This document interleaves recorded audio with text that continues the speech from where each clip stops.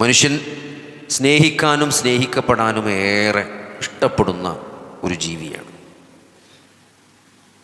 അത് നമ്മുടെ ചെറുപ്പത്തിലാണെങ്കിൽ മാതാപിതാക്കളുടെ സ്നേഹം, പിന്നെ ഭാര്യയുടെ സ്നേഹം, മക്കളുടെ സ്നേഹം, അങ്ങനെ മരണം വരെ പലതരത്തിലുള്ള സ്നേഹങ്ങൾ അനുഭവിച്ചും കൊടുത്തും കൊണ്ടാണ് ഒരു മനുഷ്യൻ്റെ ജീവിതയാത്ര. പക്ഷെ ഇവിടെയൊക്കെ ഏത് സ്നേഹം നമ്മൾ പരിശോധിക്കുമ്പോഴും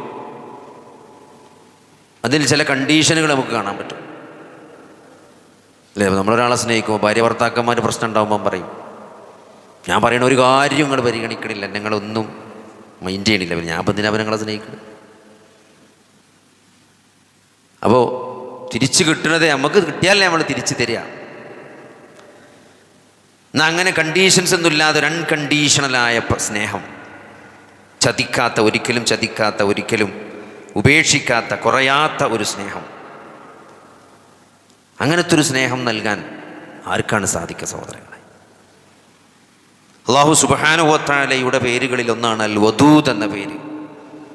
വഹുവൽ ഗഫൂറുൽ വദൂദ്, സമാഇ ദാത്തിൽ ബുറൂജ് എന്ന സൂറത്തിൽ കാണാൻ പറ്റും.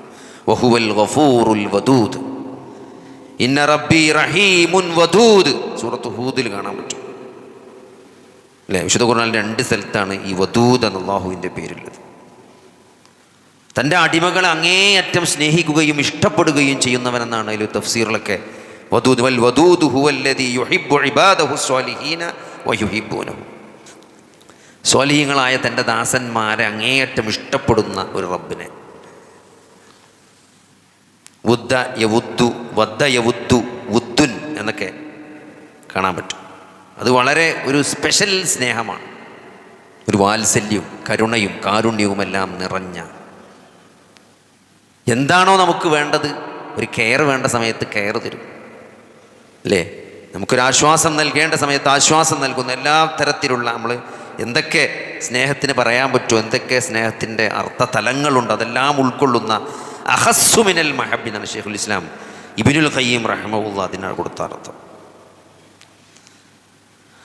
അപ്പോൾ സഹോദരങ്ങളെ, ആ സ്നേഹം, അള്ളാഹുവിനെ അങ്ങനത്തെ ഒരു സ്നേഹം അനുഭവിക്കാൻ, അങ്ങനത്തെ ഒരു സ്നേഹം നമുക്ക് കിട്ടുന്നുണ്ട് എന്ന് നമ്മൾ എപ്പോഴാണ് തിരിച്ചറിയുക? നമ്മൾ അള്ളാഹുവിനെ അറിയുമ്പോഴാണ്. അള്ളാഹു തൻ്റെ അടിമയെ എത്ര സ്നേഹിക്കുന്നുണ്ട്, അള്ളാഹു നമുക്ക് നൽകിയ അനുഗ്രഹങ്ങൾ, അല്ലേ? ഇത്രയൊക്കെ നന്ദികേട് കാണിച്ചിട്ടും ഈ നിലനിർത്തിത്തരുന്ന കോടാനകോടി അനുഗ്രഹങ്ങൾ, അല്ലേ? നമ്മൾ അള്ളാഹുവിനെ ആരാധിക്കേണ്ട പോലെ ആരാധിക്കുന്നുണ്ടോ? റബ്ബിനെ നമ്മൾ കണക്കാക്കേണ്ട പോലെ കണക്കാക്കുന്നുണ്ടോ? ഇങ്ങനെയൊക്കെ ചെയ്യാതിരുന്നിട്ടും അള്ളാഹു തൻ്റെ വിശാലമായ കാരുണ്യം ചൊരിഞ്ഞ് നമ്മുടെ മേൽ ഒഴുക്കിക്കൊണ്ടിരിക്കുകയാണ്, അല്ലേ? എത്രയോ നന്ദികേട് നമ്മൾ കാണിച്ചിട്ടും നമ്മുടെ വെള്ളമോ വായുവോ വെളിച്ചമോ ഒന്നും അള്ളാഹു എന്ത് ചെയ്തിട്ടില്ല, നമുക്ക് തടഞ്ഞു വെച്ചിട്ടില്ല. അപ്പോൾ ആ അള്ളാഹുവിൻ്റെ സ്നേഹം നമ്മൾ ആസ്വദിക്കണമെന്ന് നമ്മൾ അള്ളാഹു നൽകിയ അനുഗ്രഹങ്ങളെ തിരിച്ചറിയുകയും അതിൻ്റെ വില മനസ്സിലാക്കുകയും അള്ളാഹുവിനെ കൂടുതൽ അറിയുകയും ചെയ്യുക എന്നുള്ളതാണ് അതിന് ഒരു മാർഗം. പിന്നെ അള്ളാഹു, നമ്മളൊരാളെ ഇഷ്ടപ്പെടുമ്പം അയാളുടെ ഇഷ്ടം കിട്ടാൻ നമ്മൾ എന്തൊക്കെ ചെയ്യേണ്ടതുണ്ട്, അല്ലെ? നമ്മൾ പെരേക്ക് പോകുമ്പം ഒരു മുട്ടായി വാങ്ങി പോകണമെന്താ? അപ്പോൾ ആ ഒരു കുട്ടി ഒരു മുട്ടായി പ്രതീക്ഷിച്ച് അവിടെ നിൽക്കുന്നുണ്ട്, ആ കുട്ടീനെ നിരാശപ്പെടുത്താതിരിക്കാൻ. അപ്പോൾ അതാ കുട്ടിയുടെ ഏത് മുട്ടായി കൊടുത്താലാണ് കുട്ടിക്ക് സന്തോഷം ഉണ്ടാകുക എന്ന് നമുക്കറിയാം, അല്ലേ? ചില കുട്ടികൾക്ക് ചില മുട്ടായി പറ്റൂല, അങ്ങനെ കവർ കണ്ടാൽ ചിലപ്പോൾ അങ്ങ് നോക്കിയിട്ടാണ് പോകും, അത് പറ്റൂല എന്നിട്ട് നമ്മുടെ അടുത്തേക്ക് വരുന്നല്ല. അപ്പോൾ ഓന് പറ്റുന്ന സാധനം ഉണ്ടെങ്കിലേ ഓൻ നമ്മുടെ അടുത്തേക്ക് വരുള്ളൂ. അപ്പോൾ ഇതൊക്കെ ദുനിയാവിൻ്റെ നമുക്ക് കാര്യങ്ങൾ മനസ്സിലാകും. അപ്പോൾ അള്ളാഹുവിൻ്റെ ഇഷ്ടം കിട്ടാൻ, ഇന്നല്ലാഹ യുഹിബ്ബുൽ മുത്തഖീൻ, ഇന്നല്ലാഹ യുഹിബ്ബുൽ മുഹ്സിനീൻ, ഇന്നല്ലാഹ യുഹിബ്ബുൽ മുസ്തഗ്ഫിരീൻ, അങ്ങനെ അള്ളാഹു വിശുദ്ധ ഖുർആനിൽ അള്ളാഹു ഇഷ്ടപ്പെടുന്നവരുടെ ഒട്ടനവധി വിശേഷണങ്ങൾ പറഞ്ഞിട്ടുണ്ട്. അങ്ങനെ ആലോചിച്ച് പാപങ്ങൾ ചെയ്യുക, അള്ളാഹുവിനെ ധിക്കരിക്കുക, നന്ദികേട് കാണിക്കുക, എത്രയേറെ അനുഗ്രഹങ്ങൾ നൽകിയിട്ടും ആ റബ്ബിനെ ധിക്കരിച്ചു കൊണ്ട് പാപങ്ങൾ ചെയ്യുന്ന ഒരു മാനസികാവസ്ഥ, അല്ലേ? ആ പാപങ്ങൾ ചെയ്തു പോയിട്ടും അതിൽ പശ്ചാത്തപിക്കുന്ന ആളുകളെ അള്ളാഹു ഇഷ്ടപ്പെടുന്നുണ്ട് എന്ന് പറയുമ്പോൾ, ഒരു നന്ദികേട് കാണിച്ചു എന്നിട്ടോ ആ നന്ദികേട് തിരിച്ചറിഞ്ഞു, വേണ്ടായിരുന്നു, ഞാൻ ചെയ്യാൻ പാടില്ലായിരുന്നു എന്ന ഒരു കുറ്റബോധം മനസ്സിൽ വന്നാൽ അതന്നെയാണ് തൗബ എന്ന് പറഞ്ഞാൽ. ചെയ്തതിനെപ്പറ്റി ഒരു വിഷമം തോന്നുക എന്നുള്ളതാണ് ആദ്യത്തെ. വേണ്ടില്ലായിരുന്നു, പറ്റിപ്പോയി, ഞാൻ അങ്ങനെ ചെയ്യാൻ പാടില്ലായിരുന്നു എന്ന് തോന്നൽ തന്നെയാണ് തൗബ എന്ന് പറഞ്ഞാൽ അതിൻ്റെ ഖേദമാണ്, ഖേദം വരിക, സങ്കടം വരിക, മാണ്ടില്ലെന്ന് തോന്നുക. അങ്ങനെ ഒന്ന് അള്ളാഹുവിലേക്ക് നമ്മളെ മനസ്സുയരും, അള്ളാഹുവിലേക്ക് ഒന്ന് അടുക്കുമ്പം അവിടെ അള്ളാഹുവിൻ്റെ ഇഷ്ടമാണ് അല്ലേ. ഒരു പാപം ചെയ്തു പോയിട്ട് ആ പാപത്തിൽ അതൊരു ഖേദം പ്രകടിപ്പിക്കുമ്പോൾ അള്ളാഹു ഇഷ്ടപ്പെടും. ഇന്നല്ലാഹ യുഹിബ്ബുൽ മുസ്തഗ്ഫിരീൻ, തവ്വാബീൻ, മടങ്ങുന്നവരെ, തിരിച്ചു ചെല്ലുന്നവരെ, റബ്ബിലേക്ക് മടങ്ങി ചെല്ലുന്നവരെ അള്ളാഹുവിന് വലിയ ഇഷ്ടമാണ്. ദുനിയാവിൽ പാപങ്ങൾ ചെയ്യാത്ത ഒരു കൗമ വന്നാൽ അള്ളാഹു അവരെ മാറ്റുന്നതാണ്. അങ്ങനെ പാപങ്ങൾ ചെയ്യുന്ന ഒരു കൗമിനെ അള്ളാഹു കൊണ്ടുവരുന്നതാണ്. കാരണം അള്ളാഹ്ക്ക് ഇഷ്ടമാണ് റബ്ബ് തൻ്റെ അടിമ റബ്ബിലേക്ക് മടങ്ങുന്നത്, റബ്ബിനോട് ഖേദം പ്രകടിപ്പിക്കുന്നത്, അള്ളാഹുവിനോട് പാപമോചനം ചോദിക്കുന്നത് അള്ളാഹുവിന് ഇഷ്ടമാണ്.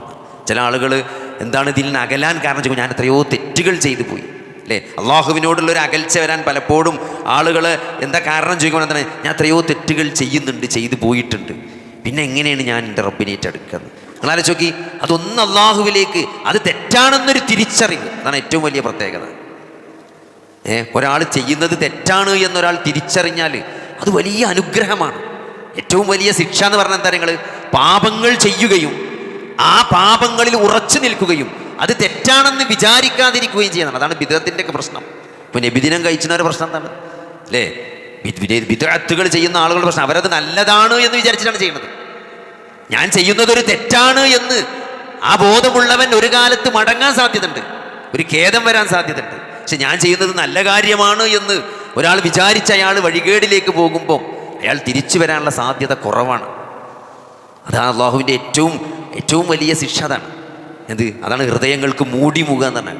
ഹൃദയങ്ങൾക്ക് അള്ളാഹു മൂടിയിടും, അല്ലെങ്കിൽ എന്താണ് മൂടി വെക്കും എന്നൊക്കെ പറഞ്ഞത്. അതെന്താണ്, നമ്മൾ ചെയ്യുന്ന കാര്യങ്ങൾ തെറ്റാണ് എന്ന് തിരിച്ചറിവില്ലാതെ അത് ശരിയാണെന്ന് വിചാരിച്ചുകൊണ്ട് അതിൽ പോകുന്നൊരവസ്ഥ ഉണ്ടാകും. അപ്പോൾ ഒരാൾ താൻ ചെയ്യുന്നത് തെറ്റാണെന്ന് തിരിച്ചറിഞ്ഞെന്ന് പറഞ്ഞാൽ തന്നെ, ഒരു ഖേദം വന്നു എന്ന് പറഞ്ഞാൽ തന്നെ അത് വലിയ അനുഗ്രഹമാണ്. കാരണം അള്ളാഹു അങ്ങനത്തെ ആളുകൾ, ആ ഖേദം പ്രകടിപ്പിക്കുന്ന ആളുകൾ, അള്ളാഹുവിലേക്ക് മടങ്ങുന്നവരെ അള്ളാഹു ഇഷ്ടപ്പെടുന്നുണ്ടാണ്. ഇദാ അഹബ്ബല്ലാഹുൽ അബ്ദ നാദാ ജിബ്രീല ഇന്നല്ലാഹ യുഹിബ്ബു ഫുലാനൻ ഫഹിബ്ബുഹു. അള്ളാഹു ഒരാളെ ഇഷ്ടപ്പെട്ടാൽ, അപ്പം അള്ളാഹിൻ്റെ ഇഷ്ടം കിട്ടുന്ന കാര്യങ്ങൾ എന്തൊക്കെയാണ് നമ്മൾ മനസ്സിലാക്കി. നമ്മൾ ഈ ഖുർആൻ ഓതണം പഠിക്കണമൊക്കെ എന്തിനാണ്? നമ്മൾ ഈ ഹുദയിൽ ഉറച്ചു നിൽക്കാൻ വേണ്ടിയിട്ടാണ്. ഈ സന്മാർഗം മനസ്സിലാക്കാനും അതിൽ അടിയുറച്ച് നിൽക്കാനും ഇസ്തിഖാമത്ത് കിട്ടാനും അതിൽ മരിക്കാനുള്ള തൗഫീഖ് കൊണ്ടും വേണ്ടിയിട്ടാണ് നമ്മൾ ഈ ഖുർആൻ ഓതണമൊക്കെ. അല്ലാതെ അതിൻ്റെ ഒരു ലഫ്ള് ഓതി ബർക്കത്ത് കിട്ടാൻ വേണ്ടിയിട്ട് മാത്രമല്ല. അപ്പോൾ അള്ളാഹു ആരെയാണ് ഇഷ്ടപ്പെടുന്നത് എന്ന് ഖുർആനിൽ എത്രയോ സ്ഥലത്ത് പറയുന്നുണ്ട്. അപ്പോൾ ആ ഇഷ്ടം കിട്ടാൻ നമ്മൾ ശ്രമിക്കുന്നുണ്ടോ, നമ്മളതിന് പരിശ്രമിക്കുന്നുണ്ടോ, അങ്ങനെ ഒരു ആഗ്രഹം നമുക്കുണ്ടോ എന്നുള്ളതാണ്. അള്ളാഹു ഒരടിമയെ ഇഷ്ടപ്പെട്ടാൽ വിളിച്ചു പറയുന്നതാണ്, ആകാശലോകത്ത് വിളിച്ചു പറയപ്പെടുന്നതാണ്. അത് സ്പേസ് നിറപ്പെടുന്ന അങ്ങോട്ട് ഇതിൻ്റെ ഉപരിലോകം എന്ന് പറഞ്ഞാൽ മനുഷ്യനിയും നിർണയിച്ചിട്ടില്ലാത്ത വലിയ ഒരു ലോകം ഇതിൻ്റെ മുകളിലുണ്ട്, ഈ ഉപരിലോകത്തുണ്ട്. അവിടെ ജിബ്രീലിനോട് വിളിച്ചു പറയുമെന്നത് ഇന്നല്ലാഹ യുഹിബ്ബു ഫുലാനൻ, ഇന്ന ആൾ അള്ളാഹു ഇഷ്ടപ്പെടുന്നുണ്ട്. അത് ജിബ്രീൽ മലക്കുകളെ അറിയിക്കുന്നതാണ്, അങ്ങനെ അവരൊക്കെ ഇഷ്ടപ്പെടുന്നതാണ്. അപ്പോൾ അതുകൊണ്ട് അങ്ങനത്തെ ഒരു ഇഷ്ടം കിട്ടാൻ നമ്മൾ ശ്രമിക്കുമ്പോഴാണ് സഹോദരങ്ങളെ അള്ളാഹു നമ്മളെ സ്നേഹിക്കുന്ന ഒരു വദൂദായ അള്ളാഹുവിനെ നമ്മൾ അറിയാന്നുള്ളതാണ്.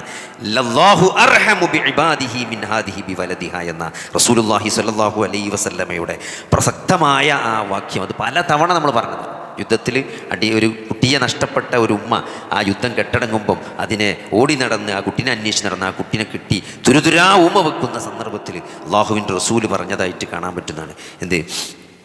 ഇതിനേക്കാൾ ഈ കുട്ടീനേക്കാൾ ഈ ഉമ്മക്ക് ഈ കുട്ടിനോടുള്ളതിനേക്കാൾ കാരുണ്യം അള്ളാഹുവിന് തൻ്റെ അടിമയോടുണ്ട്. അല്ലാഹു അർഹമു ബിഇബാദിഹി മിൻ ഹാദിഹി ബിവലദിഹ. ഈ ഉമ്മക്ക് ഈ കുട്ടിയോടുള്ളതിനേക്കാൾ കാരുണ്യമാർക്കുണ്ട്, അള്ളാഹുവിന് തൻ്റെ അടിമയോടുണ്ട് എന്ന് നബി സല്ലല്ലാഹു അലൈഹി വസല്ലമ പറഞ്ഞതായിട്ട് ഇമാം ബുഖാരിയും മുസ്ലിമും ഉദ്ധരിക്കുന്ന ഹദീസിൽ കാണാൻ പറ്റും.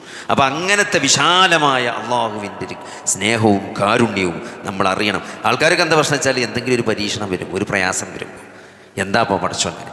സഹോദരങ്ങളെ, അള്ളാഹു ഇഷ്ടപ്പെട്ടാൽ അള്ളാഹു പരീക്ഷിക്കുകയാണ് ചെയ്യുക, ഒരാളെ പരീക്ഷിക്കുകയാണ് ചെയ്യുക. അയാളെ ശാരീരികമായോ മാനസികമായിട്ടോ അതല്ലെങ്കിൽ സാമ്പത്തികമായിട്ടോ എന്തെങ്കിലും നമുക്ക് ബുദ്ധിമുട്ടുണ്ടാക്കുന്ന ഒരു പരീക്ഷണം അത് ചില ആൾക്കാർക്ക് പൈസ കൊണ്ട് പരീക്ഷിച്ചാലാണ് സങ്കടം ഉണ്ടാകുക, ചില ആൾക്കാർക്ക് തടിമക്കെടുത്താലാണ് സങ്കടം ഉണ്ടാകുക, ചില ആൾക്കാർ ഒരു ഭാഗം മുറിഞ്ഞാലും പ്രശ്നം ഉണ്ടാവില്ല നാളൊരാൾ പറഞ്ഞു, എൻ്റെ കുടുംബക്കാരൻ ചോദിച്ചു, ഇങ്ങനെ മൂപ്പർക്ക് ഒരു കൈയും കാലും ആക്സിഡൻറ്റിൽ പോയിട്ട് ഒരു കൂസലുമില്ല, പക്ഷേ ഒരു 5 സെൻറ്റ് സ്ഥലത്തിന് എന്തെങ്കിലും വില പറഞ്ഞു പറഞ്ഞാൽ മൂപ്പരെ സ്വഭാവം മാറും. അങ്ങനത്തെ ആൾക്കാരുണ്ട്. കച്ചവടത്തിലേക്ക് എന്തെങ്കിലും നഷ്ടം വരിക അതൊന്നും തീരെ സഹിക്കൂല, 5 കാലം മുറിച്ചിട്ടാലും ഒരു കുഴപ്പമുണ്ടാവില്ല. അതെന്താ വെച്ചാൽ അപ്പോൾ അയാളെ സ്ഥലമാണ് പോവുക, അയാൾക്ക് കച്ചവടത്തിലാണ് പ്രശ്നം വരിക. എന്നാലേ അയാളെ പിടിച്ചാൽ പിടുത്തമുള്ളൂ, ഒരു പിടുത്തം കിട്ടണ്ടേ. അപ്പോൾ പിടുത്തം വരണമെങ്കിൽ വരുത്താകണം. അത് ചില ആൾക്കാർക്ക് സ്വത്ത് പോകുമ്പോഴേ വരുത്താം, ചില ആൾക്കാർക്ക് മക്കൾക്ക് എന്തെങ്കിലും പറ്റിയാലാണ് എന്താ കായ് എത്ര പോയാലും അതിന് നിങ്ങൾക്ക് ഷോപ്പോടെ കത്തുണ്ട് ഒരാൾ പറഞ്ഞു, ഷോപ്പോടെ തീ പിടിച്ചോ ഒരാളെ രാത്രി വിളിച്ചപ്പോൾ അത് കത്തിന് കെട്ടുള്ളൂ എന്ന് പറഞ്ഞ് ബേജാറാണ്ടാറുണ്ട്. കോടിക്കണക്കിന് റുപ്യേൻ്റെ ഗോഡ, ഇൻഷുറൻസ് ഒന്നും ഇല്ലാത്ത ഗോഡൗണാണ്, നല്ല ദീനിയായ മനുഷ്യൻ, അത് കത്തിയാണ് തീർന്നോളൂ ബേജാറാണ്ടാറുണ്ട്. അപ്പോൾ അങ്ങനത്തെ ഒരുണ്ട്. പക്ഷെ ഓൽക്ക് എന്താണ്, മക്കൾക്ക് എന്തെങ്കിലും പറ്റിയാൽ സഹിക്കൂല. അപ്പോൾ ഇങ്ങനെ ഓരോരുത്തർക്കും ഓരോ സഹിക്കാത്ത കാര്യങ്ങളുണ്ട്, അവിടെയാണ് പിടിച്ചാൽ അല്ലേ. യഴക്കൂബ് നബി പറയുന്നുണ്ട്, യൂസുഫിൻ്റെ ഈ കാര്യത്തിലാണ് എനിക്ക് ഏറ്റവും പേടിയുള്ളതെന്ന് ആ സൂറത്തിൻ്റെ തുടക്കത്തിൽ കാണാൻ പറ്റും. ആ പേടിയുള്ളോട് തന്നെ പടച്ചോൻ പിടിച്ചത്, യൂസുഫിനെ തന്നെ പിടിച്ചത്. അപ്പോൾ അങ്ങനെയാണ് നമ്മൾ അത് അങ്ങനെയാണ് പിടുത്തം വരിക, അങ്ങനെയാണ് പിടുത്തം നല്ല നാക്കിലാണ് പിടിച്ചുക. അപ്പോൾ ആ പിടുത്തം എന്തിനാണ് മനസ്സിലാക്കിയാൽ മതി, പടച്ചോൻ്റെ സ്നേഹമാണെന്ന് മനസ്സിലാക്കിയാൽ മതി. കാരണം അള്ളാഹു ഒരാൾ ഇഷ്ടപ്പെട്ടാൽ ഓനെ പരീക്ഷിക്കുന്ന പറഞ്ഞു, ഓനോട് കുറേ കൊടുക്കുന്നല്ല പറഞ്ഞത്, ഓനങ്ങോട്ട് ദുനിയാവ് കൊടുക്കുന്നല്ല പടച്ചോൻ പറഞ്ഞത്, ഓനെ പിടിച്ചെന്നാണ് പറഞ്ഞത്.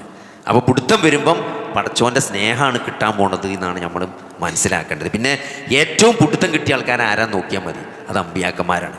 ഏറ്റവും നല്ല പിടുത്തം പിടിച്ചവരൊക്കെ ആരാണ്, അത് മൂസാ നബിനെയും ഈസാ നബിനെയും അതേപോലെ തന്നെ മുഹമ്മദ് നബി സല്ലല്ലാഹു അലൈഹി വസല്ലം, ഓരോ പ്രവാചകന്മാരാണ് ജീവിതത്തിൽ ഏറ്റവും കൂടുതൽ പരീക്ഷണത്തിന് വിധേയരായിട്ടുള്ള ആളുകൾ. അപ്പോൾ അതുകൊണ്ട് പിടുത്തം സ്ട്രോങ് ആകുമ്പോൾ കെട്ടുമുറുകുമ്പോൾ പടച്ചോൻ കൊടുക്കല്ല, പടച്ചോൻ എന്താണ്, പടച്ചോൻ അനുഗ്രഹങ്ങൾ വാരിക്കോരി തരികയാണ് എന്നാണ് നമ്മൾ മനസ്സിലാക്കുക. പക്ഷെ എന്ത് ചെയ്യണം, നമ്മളിൽ വിജയിക്കണം. ആ പിടുത്തത്തിൽ മുറുകി നമ്മൾ എന്ത് ചെയ്യാൻ പാടില്ല, ദീനിന്ന് അകന്ന് പോകാൻ പാടില്ല.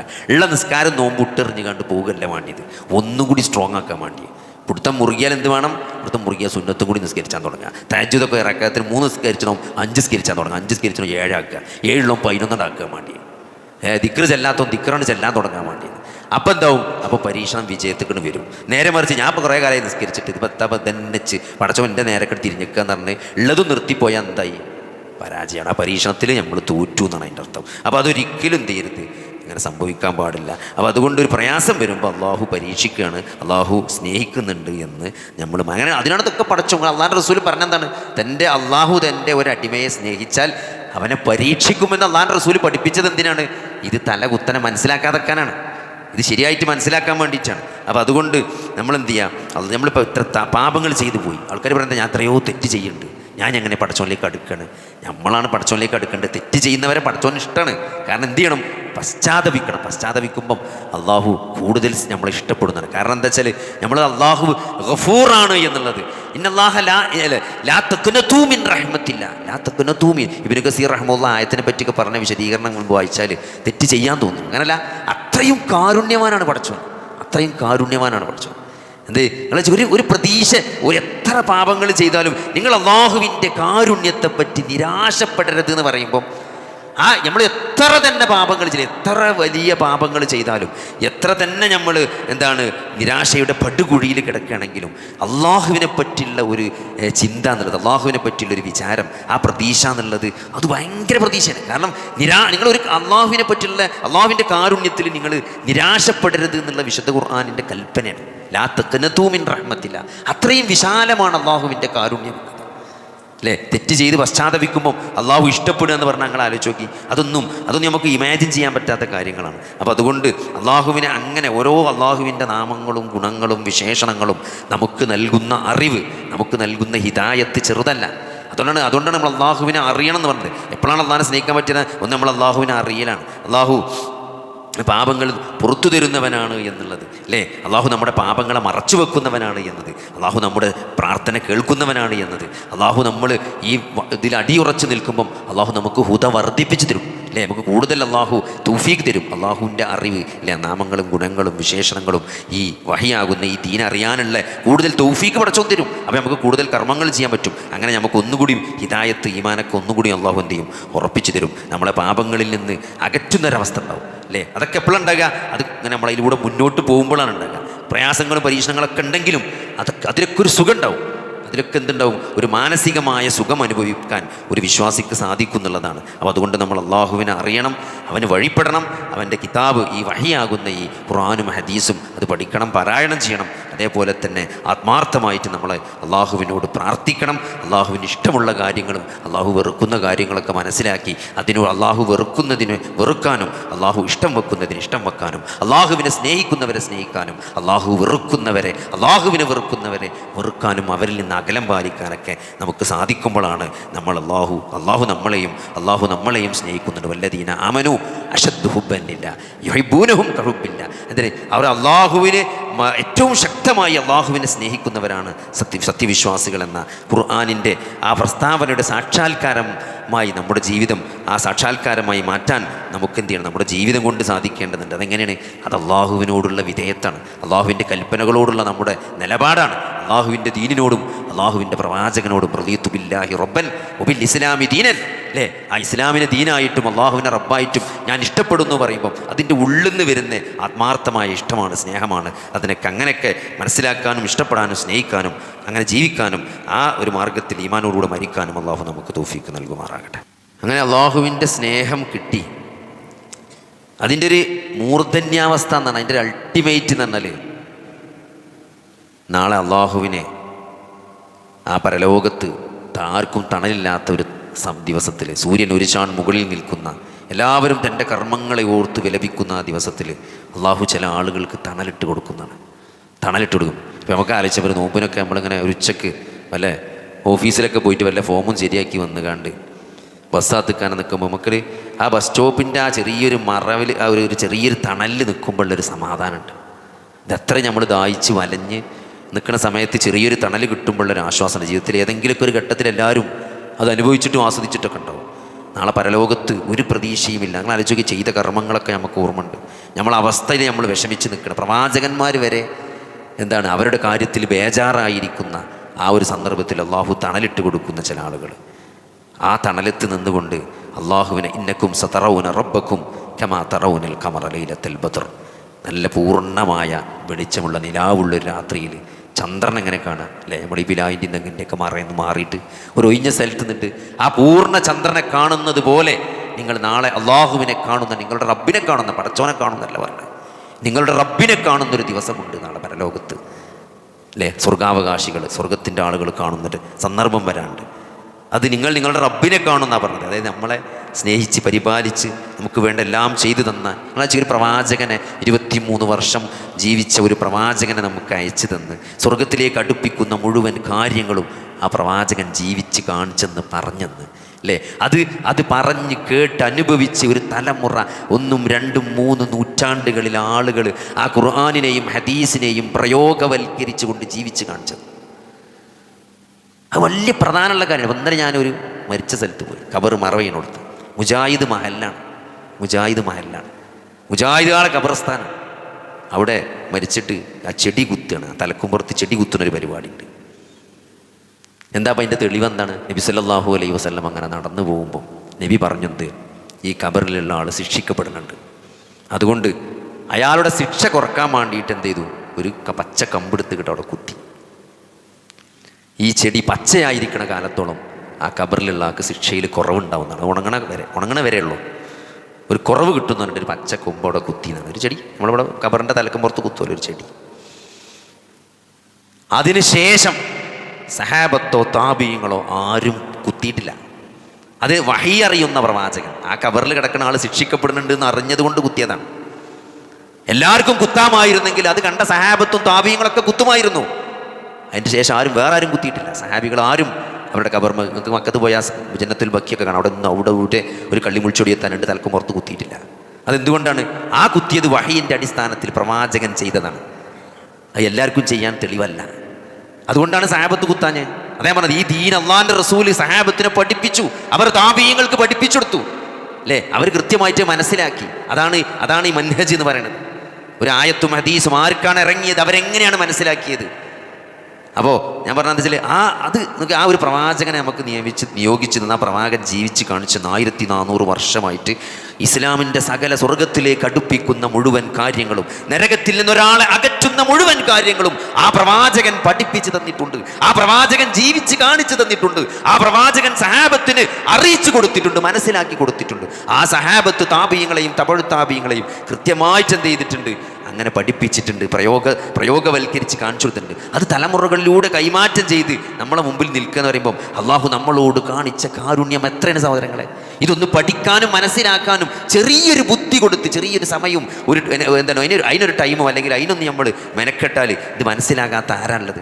അതുകൊണ്ട് അള്ളാഹു നമ്മളോട് കാണിച്ച ഏറ്റവും വലിയ ഔദാര്യവും കാരുണ്യം അള്ളാഹു ഒരു പ്രവാചകനെ നമുക്ക് നിയോഗിച്ചു തന്നു തന്നെയാണ് അല്ലേ. കാരുണ്യമാണ് ഒരു പ്രവാചകനെ നമുക്ക് നിയോഗിച്ചു തന്നതാണ് അള്ളാഹു നമ്മളോട് കാണിച്ച ഏറ്റവും വലിയ കാരുണ്യം. അപ്പം അതുകൊണ്ട് ആ പ്രവാചകനെ മനസ്സിലാക്കാനും അറിയാനും ഇത്തിബാഴ് ചെയ്യാനുമാണ് ഈ ജീവിതം കൊണ്ട് നമ്മൾ ശ്രമിക്കേണ്ടത്. ഈ ജീവിതത്തിൻ്റെ ലക്ഷ്യം അതാണ്. നാളെ ഖബറിൽ ചെല്ലുമ്പോഴും എന്തുത്തരമാണ് മുർസലീങ്ങൾക്ക് നിങ്ങൾ ജീവിതം കൊണ്ട് നൽകിയത് എന്നതാണ് ഖബറിലെ ചോദ്യത്തിൻ്റെ ഒരു ക്രക്സ് എന്ന് പറഞ്ഞതാണ്.